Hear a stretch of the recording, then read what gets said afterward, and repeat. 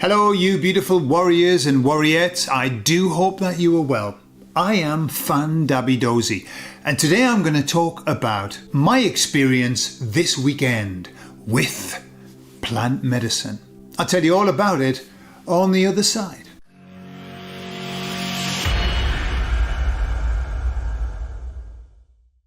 Well, this weekend was spent in a beautiful place close to Toledo in Spain, where we had our retreat, our ayahuasca retreat. It was a new place that we went to, never been there before, but it was absolutely beautiful. And the retreat itself, the actual ceremony, it's called the ceremony, was inside a big dome. This big dome, okay? I've been in them before in ceremonies, but lately, the last few years, we were using just like this normal hall. And there's something very special about being in a dome. I'll tell you what was exceedingly special about it. I've never experienced it before. When you're in a dome like this, two strange audio effects happen. One is that if you're standing in the middle of the dome, right in the center, and you sing, you sound like Cher. Cher, how do you say it? Anyway, you know when she sings, "Do you believe in life after?" And she's got that wobbly voice that they put the effect on her voice. That's what you sound like in the center of the dome. It was weird. Not only that, it was so weird, it made me dizzy. So that was one thing. The other special effect, the audio effect that a dome gives, is that, so we were all lying on mattresses on the outer edge of the dome, and some people in the middle as well. But I was on the outer edge, and I was lying like this, with my head right next to the dome edge. I could hear the person that was right over the other side, but opposite me.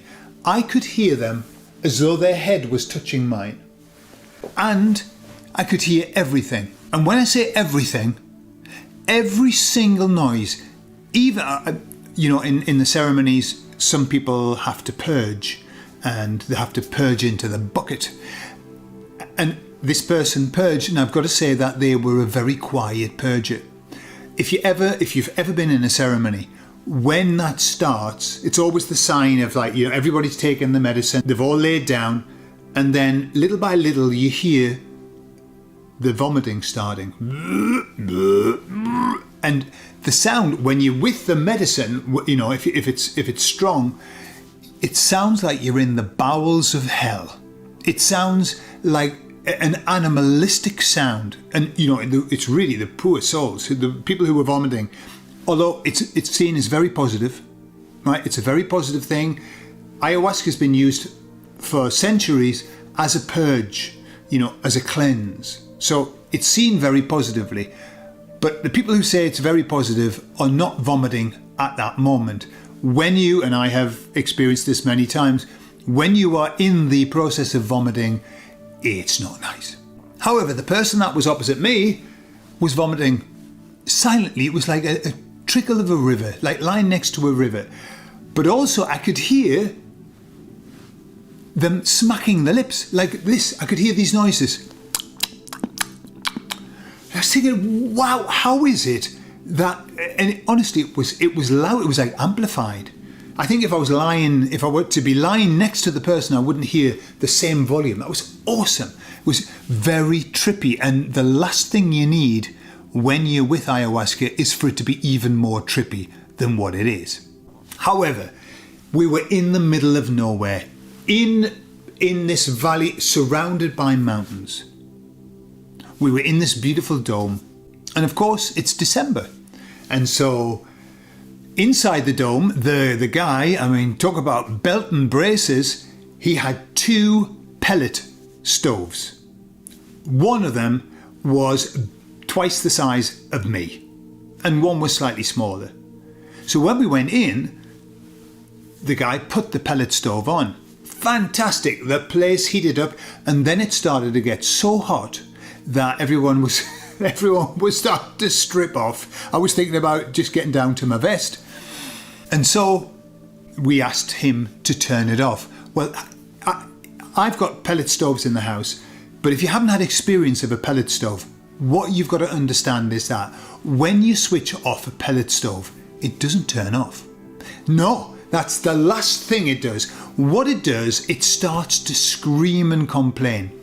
When you turn a pellet stove off, apart from the fact that all the pellets have got to burn first, so it just keeps burning, you wouldn't know anything was happening. And then a fan starts.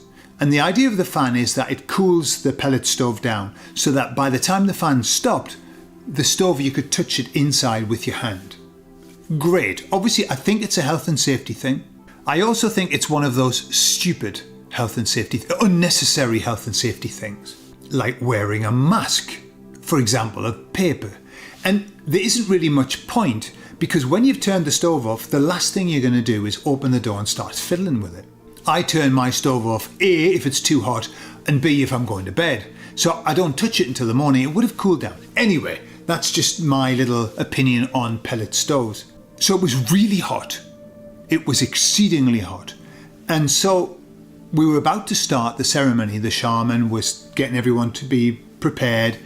And he said, "Can we turn off the pellet stove?" And I was thinking, oh dear, because it was like an elephant, this stove. And I thought, I wonder how long that's going to take to cool down. And I was right to think that, because we started the ceremony. Now, the ceremony, just for those who haven't been to an ayahuasca ceremony, the very first thing that you do in our one, I don't think it's standard throughout, is that you have a thing called mapacho. Mapacho is Amazonian tobacco that's stewed in water. When you were a kid, if you ever had senna pods, it looks a bit like that, the liquid in senna pods.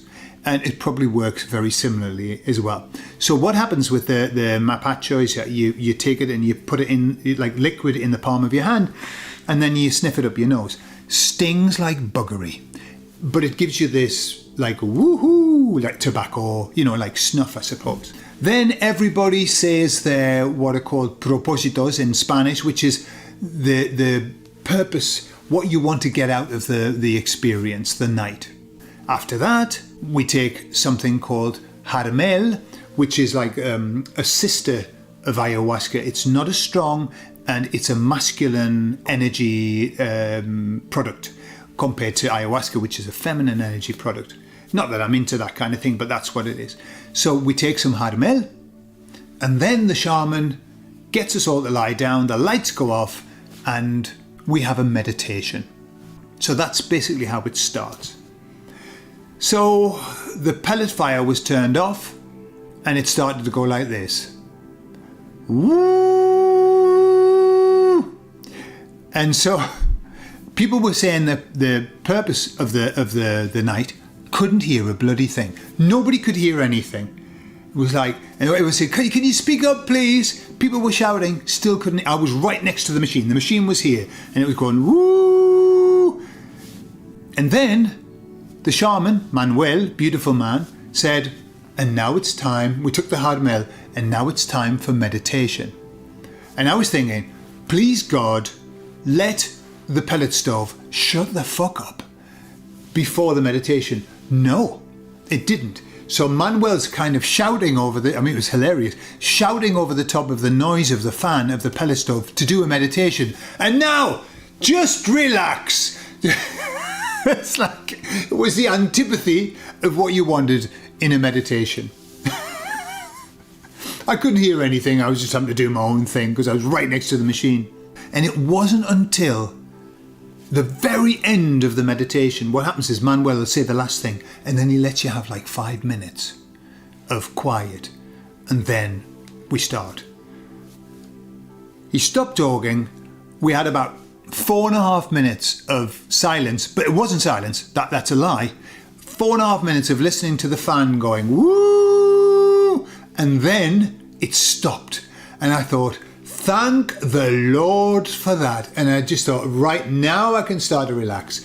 And just as I did that, Manuel got his little tinkly thing that lets you know that the meditation's over. Tinkly, tinkly, tinkly. I thought, God damn it, I haven't meditated. And then what happens is then everybody goes up and gets the ayahuasca. Okay. And I get what's called a beginner's dose, just because for me it's so strong. I'm so sensitive to it that I really don't need to go into the deep, dark depths of it like I used to at the beginning. I didn't know I was sensitive to it. I just thought that was normal, and that the experiences I was having of extremeness was normal, until I discovered that maybe I needed to drop the dosage down. So the weekend itself was absolutely gorgeous. It was the best retreat I've ever been to. And the reason for that is that the people that I met there were wonderful, beautiful people. Were we all in line with our beliefs, with our values? No. People from all over the world, people with completely different beliefs and values. And yet, what I saw within 2 days, you arrive on the Friday and you go on the Sunday, the union that's created with the event, with the fact that we've all gone through the same process, which is rock hard, and it's like a camaraderie that's built even in one day. After one night, everybody's hugging each other and saying beautiful things to one another and saying thank you, and it's absolutely incredible. I've never seen union created so quickly. The shaman, there were two shamans there. One, a lady called Alessia, who's from Italy, and she does the retreats in Italy, and she's been trained up by Manuel as well, who is the shaman that I go to. And both of them talked about the idea, the purpose that they have, which is to create a community, a united community. And boy, does it do that. That is, I think, of all of the good things that come out of it, and there are so many good things, that probably is the most important.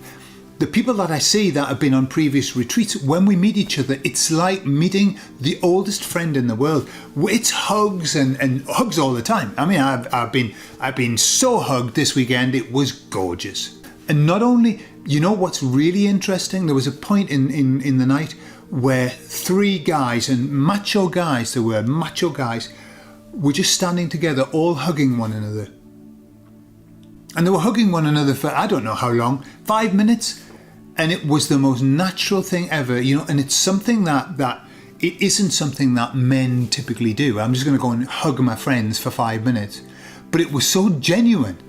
It's until you've experienced it, you know, I can explain it, but you've got to experience it. This connection that you get with people. The first night, I took a very small amount, and it didn't come on that strongly. I was surprised. It took its time. I mean, other people were vomiting, and I thought, well, it's already taken effect there, and I still hadn't got going. But I had a lovely night, a beautiful night, and of course, the highlight of the retreats for me is that I can play my guitar and sing. And the shaman sings, and Alessia, who's the other shaman, she sings and plays the guitar. I have never experienced music so beautiful. When you're with the medicine, and it's called medicine, okay? I know it's a reframe, but it is a medicine. It's a healing medicine. When you're with that and you listen to music, the music takes life on. It takes on life. It becomes so tangible. And you can listen to a song that you've heard all of your life.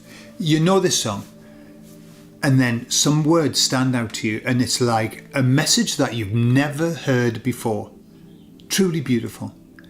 And there is nothing like singing and playing when you have the medicine on you.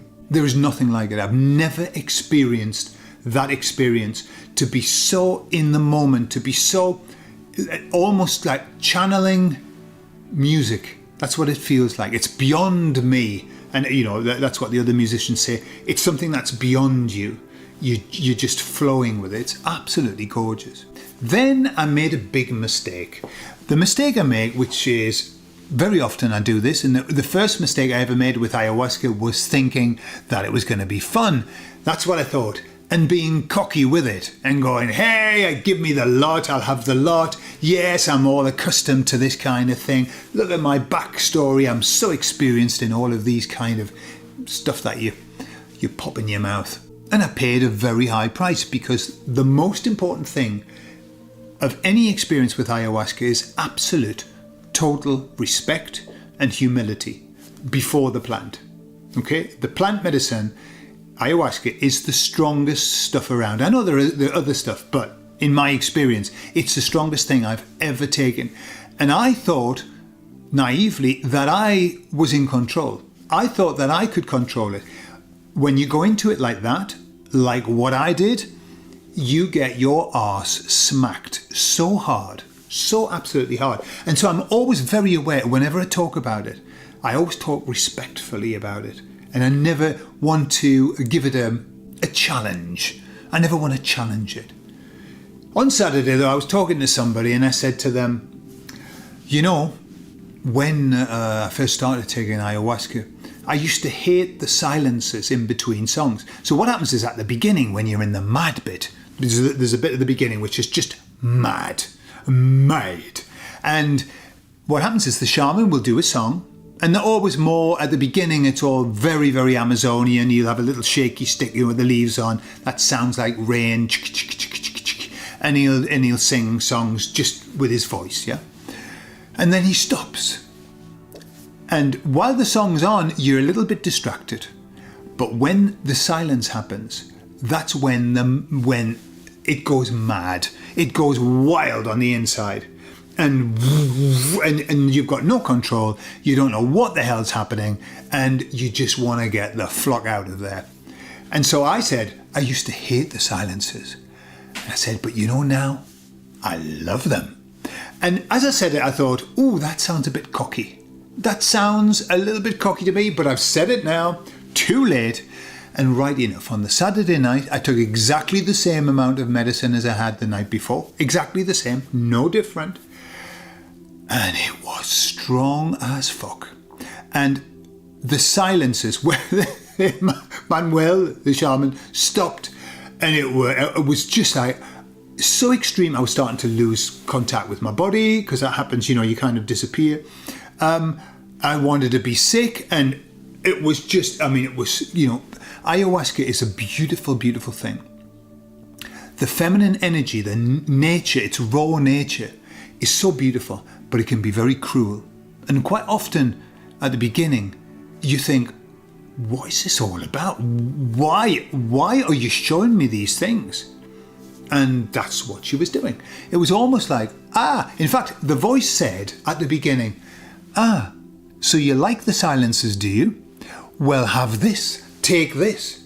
And after the first silence, I was thinking, Manuel, please play something. Get me out of here. Anyway, that settled down, and I had another beautiful night, But what happens is, as you're having whatever night you're having, you see around that most people are just flat out, no movement, nothing. But every now and again, somebody's having a very hard time. And there were a number of people that were having a very, very hard time. None more so than a lovely lady, really tall, very athletic lady from Romania. And she was having a hell of a time. She was with a friend, and the assistant is called Kike, and his job is to help anybody who's in trouble and also to share out the rapé, which he did a lot of. Rapé is like a snuff that you blow up people's noses and it picks them up a bit. So he was there with the girl as well, helping her, and she got carried out because she needed to go to the loo and she couldn't even walk, stuff like that. Anyway, the next day in the breakfast, I went to talk to her and I said, how are you? And she burst into tears and she said, I'm awful. That was the worst night of my entire life. And she went on to explain that it was so strong that she disintegrated, that she disappeared. And she said, I opened my eyes and I closed my eyes and there was no difference. I didn't know whether my eyes were open or not. Everything had disappeared. And that was exactly what happened to me. I had exactly the same situation, and I explained in another video. And it's called the death, the disintegration of yourself. And she was crying just like I was crying. The next day I cried for 3 months. I didn't know what the hell had happened. except I knew I'd died and I'd come back to life. And that's what she said. The great thing was I was able to help her to understand what was going to happen and how she was going to, in time, to look back on the event and realise that it was the best thing that ever happened to her in her life. Okay? It's standard. The people who have the very, very bad experiences later on then go on to say that they were the very, very best experiences. But you need a bit of time. You need a bit of time to get over it. And what I said to her was, now that you've experienced this, you'll find that you won't be scared of anything. What is there to be scared of when you've already died? When everything has ended? What's to be scared of? And this is what happens. It's like, you know, in the traditional ayahuasca kind of communities, the children, when they get to 15, I think, are given massive doses of it, and they're sent out into the selva, the jungle, on their own, with a massive dose of ayahuasca inside. God only knows what they go through, but it makes them into a man. And I wouldn't do that to my children. Of course I wouldn't. It's brutal. But I understand it. I mean, what a way to start. Have all fear taken away from you. You know, if you could live your life without fear, what would you do? How would you live your life? You know, it's an interesting concept. And so when she was, basically what happens is the next day we all get together and we have what's called an integration. And that's where people talk about their experience, and it's to integrate the experience. It's probably the most important part of the process of talking about it. Not only that, but listening to other people giving their versions of the experience. And she just cried all the way through, just like I did. Just cried all the way through, and I thought, yeah, I can identify with that. And Manuel, the shaman, said, yeah, that's exactly what happened to me as well. And it seems as though for many people, it's a one-time event. I think probably because we take a bit less the next time, like, don't give me so much. But it's a one-time event of the death of the ego. All right? And it isn't the death of the ego, it's the reawakening of the ego. It's the ascension of the ego. But it's a very beautiful and terrifying thing. The girl said to me, why do people call it medicine? She said, when I was in it, I was thinking, what is medicinal about this? This is horrific. And it's true.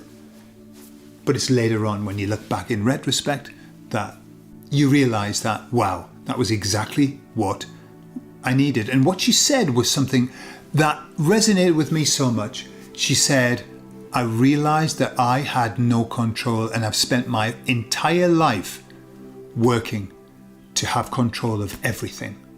To have control of me and to have control of everything around me. And that was exactly where I was. And it seems to be that the idea is that ayahuasca, the medicine, Madre Tierra, Pachamama, decides exactly what it is that you have to have based on the needs that you have, based on your issues. And so I'm hoping and praying that she gets over it quickly and that she can then start looking back and thinking, yeah, wow, that's exactly what I needed. And that's probably enough. I'm going to finish just by telling you something, an observation that I made. First observation, the most bizarre thing, about half of the people that were there are psychologists. Right? Psychologists are drawn to ayahuasca. I know it's kind of like, you know, you're in that world of healing, etc. But wow, I thought that's interesting. And of course I'm a therapist as well. So therapists are drawn there. I understand why.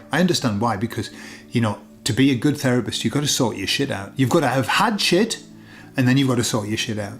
And I think that's what they're all doing. The other thing that I found was this, just an observation I made.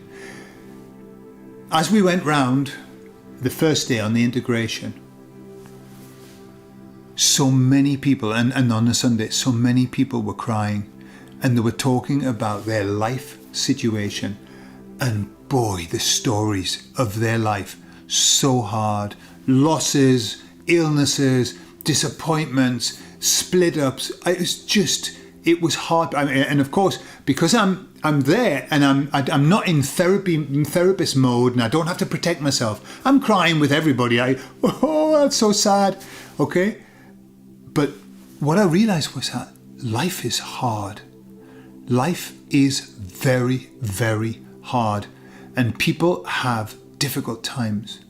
And at the same time, I realized how beautiful my life is, and how it has been hard, and it was hard, and I was where they were. And now I realize that I'm in a much better place, and I thank God for that. And I thank my wife too, because she has been major in helping me to get where I am. And you know that expression, there but for the grace of God go I. That's exactly what I was thinking. I'm so grateful for my life, and so aware that it can be very, very difficult.